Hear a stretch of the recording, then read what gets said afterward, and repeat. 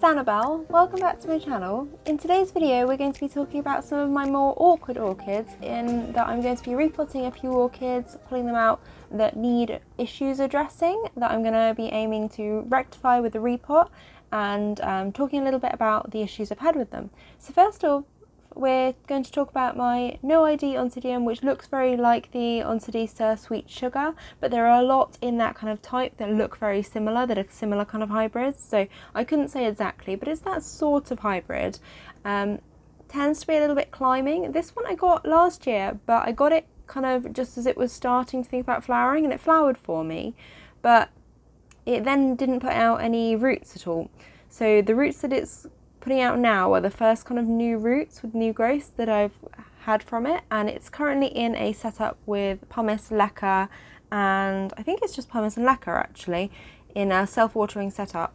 I know that there's going to be some dead roots in there, and it has a really climbing habit, which I didn't anticipate, so I potted it kind of at the edge of the pot-ish, and it's put out new growths, which have then put new roots out kind of in the air, which are doing fine. They're not drying at all, they are branching. So it doesn't seem to be very fussy in terms of humidity. It's currently spiking, but it seems to spike coinciding with the new growths and new roots at the same time, so I kind of have to do something about this. So we're going to put it into a larger self-watering pot, which I've DIY'd a reservoir gauge into. If you're interested in how I do this, then let me know. I maybe can do a video on how I'm doing them at the moment. I started doing them recently, and I repotted all of my Phalaenopsis and Oncidiums into these self-watering pots, got some new pots, larger reservoirs, and put some gauges in there so I know when they're dry, because I'm having issues at the moment with my Phalaenopsis just drinking reservoirs too fast and me not knowing when they're empty. So I decided to try doing this DIY kind of system. Really simple. I got some jumbo drink straws from Amazon, which are for smoothies, and some little inner straws that I had anyway, left over, plastic straws, because obviously I'm using reusable ones now. So I decided to try making a little setup. So I'm going to pull this out of the pot. I'm anticipating it not having a great root system, because only producing new roots outside of the pot by the looks of it. Well, it looks like it has produced a few inside the pot. You can tell because obviously they're stuck to the leca, but there's a lot of dead roots from the transition into inorganic. So I'm going to be putting it into a slightly more moisture retentive mix with some Ceramis mixed in. Obviously in terms of the root system, that pot was too large, but in terms of the actual orchid, we do need a large pot because obviously it's spreading and climbing. So I'm also going to try and repot this slightly at an angle, but it's going to be difficult because it's got multiple directions of growth. So first of all, I'm just going to place some media into the bottom of the pot. I'm going to put a layer of leca first, because obviously that will stop any finer media that I'm then putting in from falling through the holes at the bottom of the pot. And this is a mix of fine pumice and Ceramis. I'm going to be kind of layering with some leca and maybe a little bit of larger pumice or lava rock to kind of pad out the mix a bit. I got some lava rock in. It's very difficult to get in the UK actually. I ordered it from a German seller on Amazon last year, aiming to do some media tests with it, which I'm still kind of in the process of doing.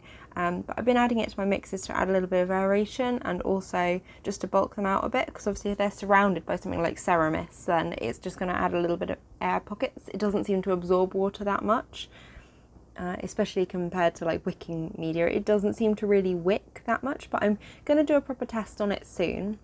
I've just been kind of chucking it into media to bulk it out a bit, to be perfectly honest, thinking that it also provides a bit of aeration. So obviously we've got a lot of aerial roots outside of the pot, so I'm just very gently going to tuck them in.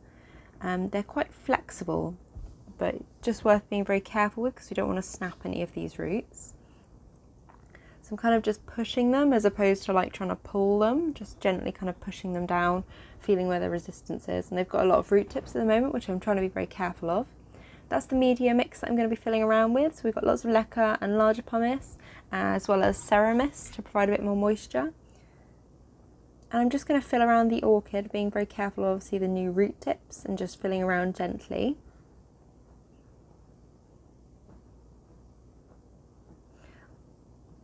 Most of my Oncidium types are in either mixes with Ceramis or Synthic now.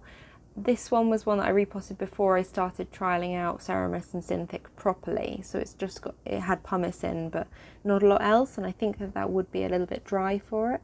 Although the Gomesa that I'm also repotting today, which also has a climbing habit, so maybe that's where this Oncidium is getting that from.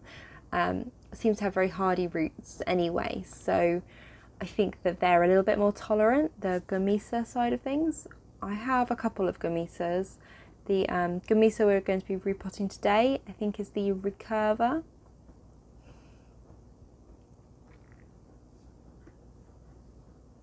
Or the CRISPA, possibly. I've got two. I've got the Recurva and the CRISPA. Just going to fill around with more media. And we're just going to speed this up a bit.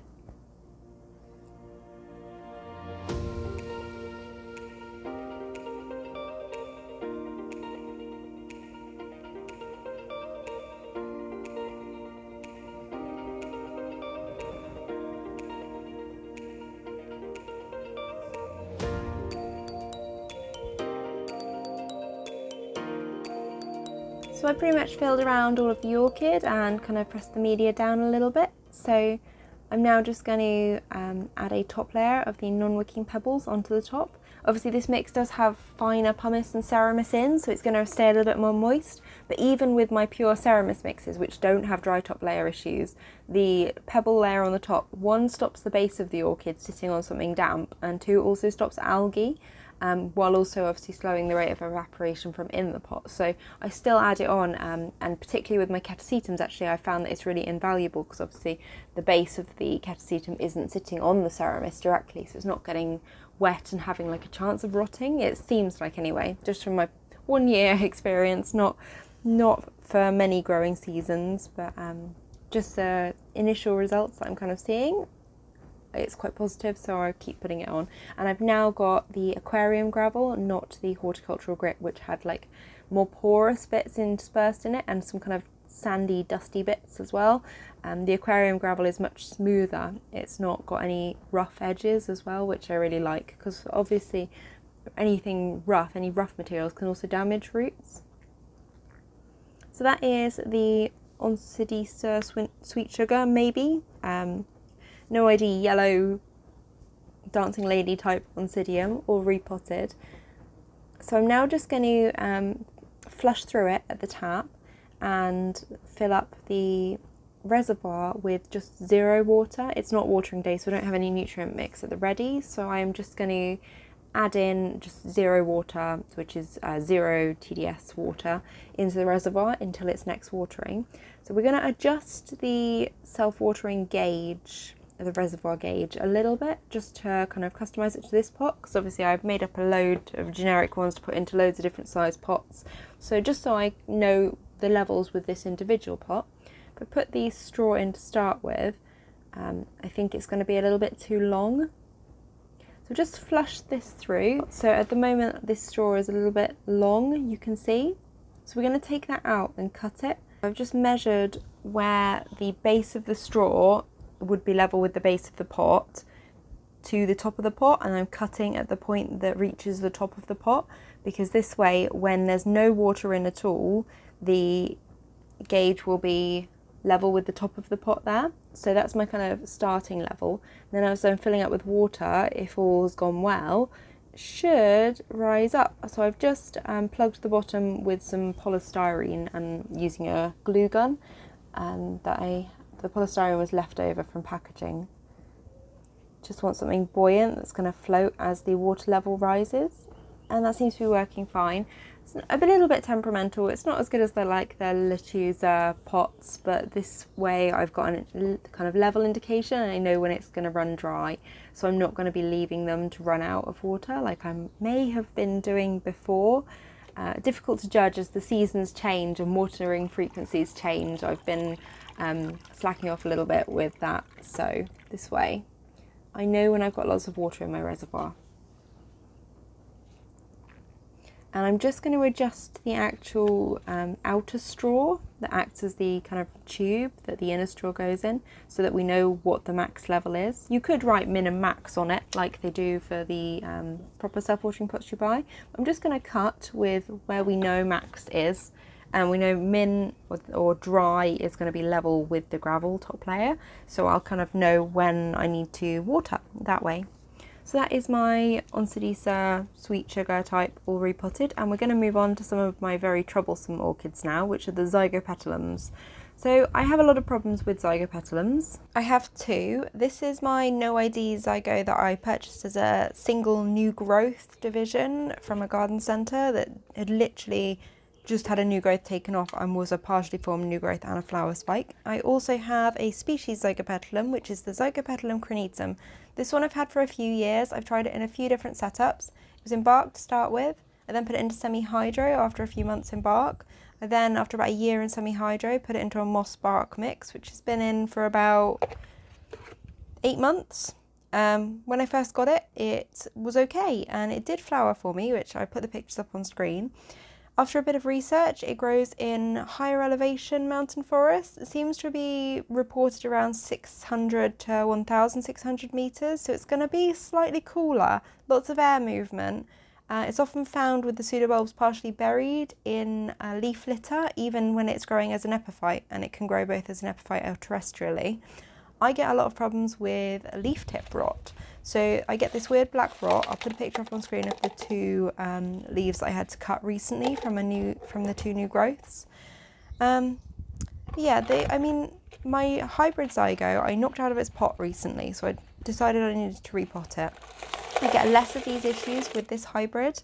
As you can see, it's got a really good root system, so it grows well in the semi-hydro mix with pumice and lacquer that I put it in when I got it. It's grown really rapidly in the root department, and it puts out new growths, and it hasn't rotted any. The leaves are spotted on the undersides. They're not great looking, but it's doing better than my species Zygopetalum CRINITUM, so I'll take it. I am going to move both of these from my orchid room down into the cooler corner with the Masdevallias and Restrepias, just to see if I can get any better response from them, because I've tried changing the media on my CRINITUM. Like, I've tried pretty much every media that I can think of trying. So we're gonna change it back to the same sort of setup that my NOID, possibly Rain Blue Angel, is in. So we're gonna put it in self-watering with a mixture of pumice and leca, and I'm also gonna put in a bit of Ceramis into the CRINITUM, because obviously it's found buried in leaf litter or terrestrially, so it's going to be, even as an epiphyte, it's going to have a lot of moisture around the roots. So we're going to try my CRINITUM in the similar sort of mix, but with a bit more Ceramis added. And I'm just going to see, because I can't really do anything else with them. I don't think they can get much worse, me trying this, because my CRINITUM keeps killing new growths. It either gets to a stage where they're fully formed and then they lose the leaves through this weird leaf tip rot, which then spreads down to the base of the leaf, or when they're first in their new growth stage, that happens on the bracts and they lose the new growth. I've tried systemic antifungals. I do a routine systemic antifungal spray. I tried increasing that to once a month with the CRINITUM to see if I could get a better response, and it doesn't seem to do anything. The CRINITUM is sitting in my orchid room, so the temperatures range sort of between 20 and 30 degrees Celsius. Got quite a few dead roots which I'm going to take off. I've never trimmed the roots on this because, quite honestly, they still felt firm, but at this point it's got new roots starting, and it has grown a reasonable, if quite short, root system for me. So this is what I don't get. Obviously it's grown roots, they're not great. Going to speed through this a little bit, but I'll keep the voiceover at kind of a normal speed so that you don't get bored. But I'm just kind of going to carefully go through and trim off all the dead roots and then see what we're left with, because it looks like there's quite a few alive in here. So I'm going to really tidy this up, which I've never done, get right to the middle of the plant and get rid of everything that looks dead, dodgy or is dead. We're going to have a fresh start, self-watering mix with pumice, Ceramis and leca, and we're just going to see how we go. Put it into a cooler corner. It's been next to a fan in my orchid room, so there's been high air movement, and this is still happening. All I can think of to try changing is temperature, because it never really occurred to me, because they're kind of listed as warm to cool growing, and some of them, they do seem to be found at medium elevations, so not like cold growing. Obviously air movement in mountain forest would be very high, which is why I place this next to a fan, but it doesn't, you know, this is the root system we're left with. It's reasonable, it's not good. I'm not saying that this is good. These are all alive. They look a little bit dodgy, but they're all firm. Obviously we've got the new growth starting new roots. So yeah, the times that this has produced new growth through winter has been when it's been most successful with them. When it's tried in summer, they have died. So I'm just going to change the temperature and see what we get. I'm going to go into a clay outer pot, putting in a reservoir gauge so I know when it's dry. So it's going to stay constantly moist, cooler temperatures, high air movement, and see what we can get from that. Because at this point, if it continues to do this, then I can't change anything else really. And it's just not the orchid for me, and I'm not going to be buying any more Zygopetalums, even though I really love their flowers, because they don't do well for me. And I think part of being a good grower is recognising when a group of plants just don't work for you and to stop torturing them.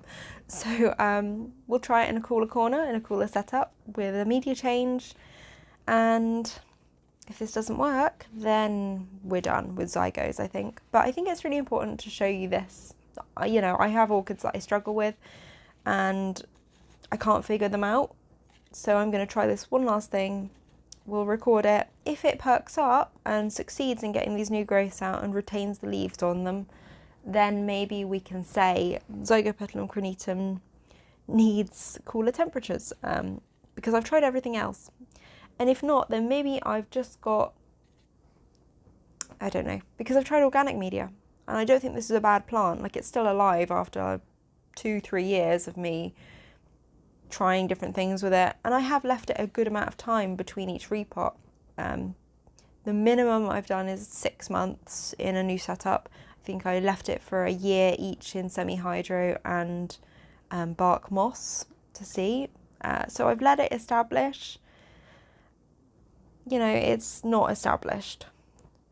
We'll try this. Sorry, this is a lot of me saying I don't know what this is, and we'll try something new and see if that helps. But yeah, I think it's important to document this sort of thing as well as the good, so you guys can maybe learn from my mistakes, even though I'm not 100% sure what my mistakes are. Let me know if you grow Zygos and grow them successfully.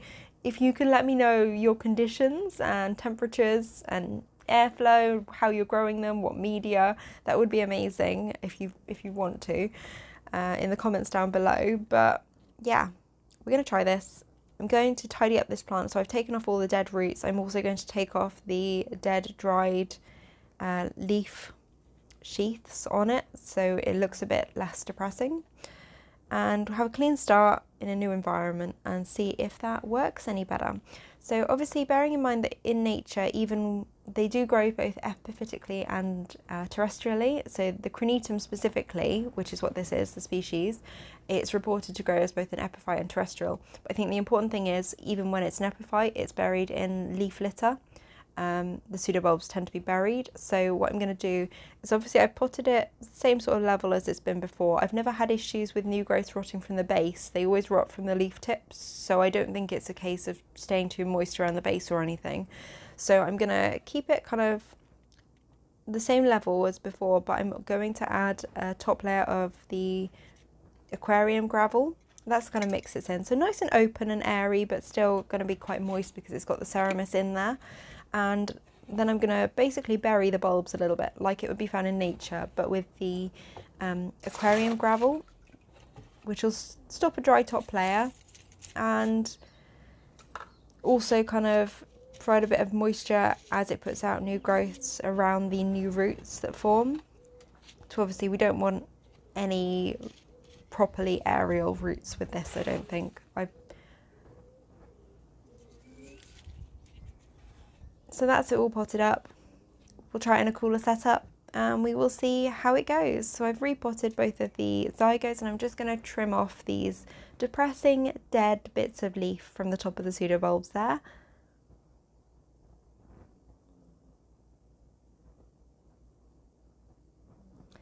And the two leaves that are left on the bulbs that we have are a little bit sad looking, but they are all it's got. So this is its new setup.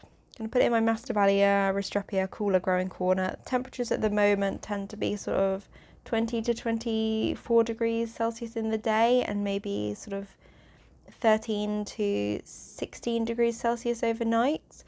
Night temperature drop is quite important for cooler growers. It just if you grow them hot continually for long periods of time with no night temperature drop, they can burn out. So the lounge, this dark cold corner, is quite ideal for them.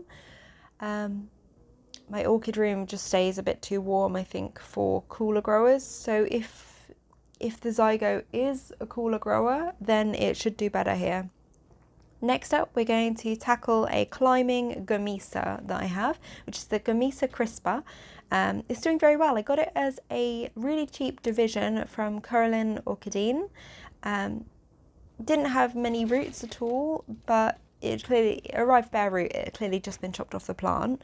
It's established really well in semi-hydro with leca and pumice, but it climbs really badly. So when I first got it, what I had to do was actually bury one of the older bulbs, but I just left the media at kind of an empty pocket at the back and just put some gravel around it. So I'm going to do the same again. So this is a kind of technique that I use for climbing Oncidium types or Miltoniopsis.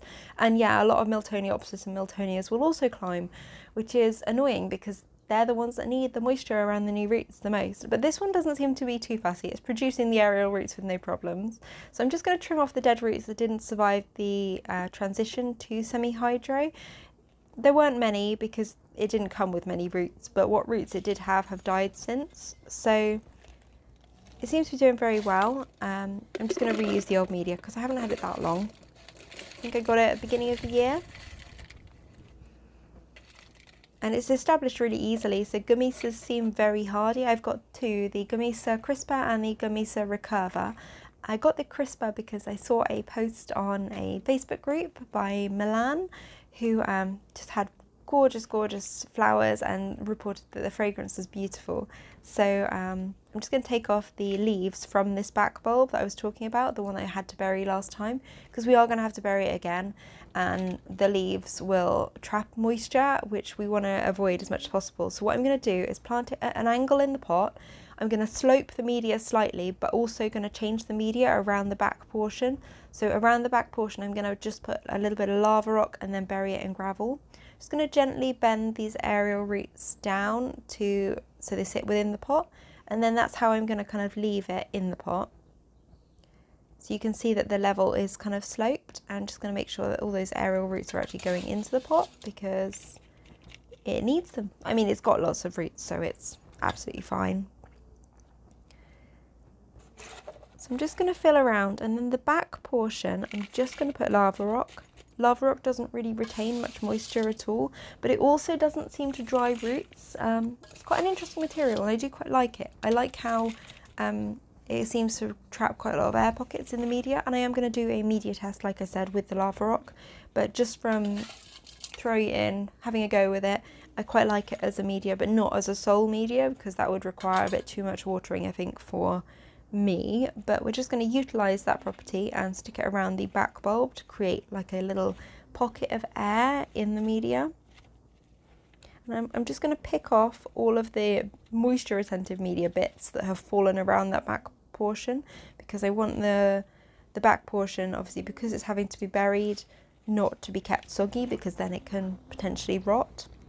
So that's kind of how I've potted it. And then what I'm going to do is just pop the lava rock in the spaces that I've created around that back portion.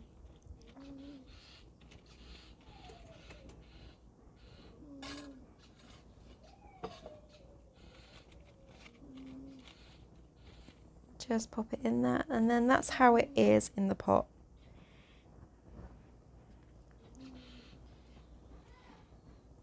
So now what I'm going to do is put a top layer of the aquarium gravel. This won't retain any moisture. It slows the rate of evaporation from within the pot, and it also stops the desiccating dry layer. So obviously it's going to stay dry, but the aquarium gravel is smooth, polished, non-porous. It's not going to suck any moisture from new root tips. So that's really how I use it, and that's the advantage with it.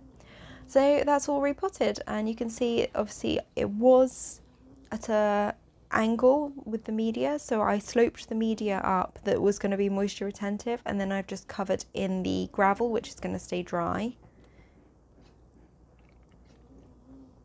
Obviously these new growths, once they put out new growths, this is probably going to be needing another repot, but at that point I'll probably have to divide it because I can't keep with this sort of plant going with a specimen size climbing plant. So that is all of my orchids today repotted. I also repotted a couple of Aliciara Renaissance corals that I have, one that my mum gave me and one that I bought. This is the spike on the Oncidiums sweet sugar type. There's also a few others, so it could be any of those. These are the Aliciara Renaissance corals, which, yeah, they're doing very well. They're very easy growers. Hopefully these will do well in their new setups. I'll keep you updated with the Zygos. They are the orchid that I struggle the most with, even more than, I mean, up until recently Tolumnias I struggled with, but I finally gave in and kept them in less moisture retentive media and just watered more often, and they're doing well in that. So Zygos are actually my main struggle, these two Zygos, and obviously the CRINITUM is the worst because you get a vigour with hybrids. So those are my troublesome orchids and how I've troubleshooted them. I hope that you found this video interesting, and if you did, then don't forget to give it a like or subscribe to my channel for more regular orchid updates, and I'll see you guys all later. Bye!